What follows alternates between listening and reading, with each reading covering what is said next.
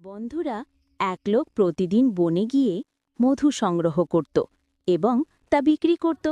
এভাবেই তার দিনকাল ভালোই চলছিল। ও টাকা ইনকাম হচ্ছিল। তা দেখে এক দুষ্ট লোক হিংসায় জ্বলতে থাকে এবং তার ক্ষতি করার জন্য রাতের বেলা দোকানে গিয়ে মধুতে ভেজাল মেশাল, যেন সে আর ব্যবসা করতে না পারে। লোকটির দেওয়া মধু খেয়ে অনেক লোক অসুস্থ হয়ে পড়ল।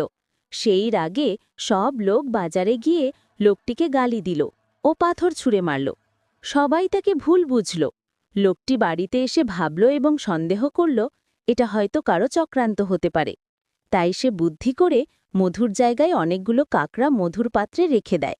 শয়তান লোকটি যখনই মধুতে ভেজাল মেশাতে আসে, ঠিক তখনই কাকড়াগুলো তাকে কামড়ে ধরে। ঠিক এই সময় লোকটি এসে অপরাধীকে ধরে ও মারে। লোকটির মধু আবার আগের মতো বিক্রি হচ্ছে, কিন্তু লোকটি কাঁদছে কারণ তোমরা লাইক সাবস্ক্রাইব করোনি।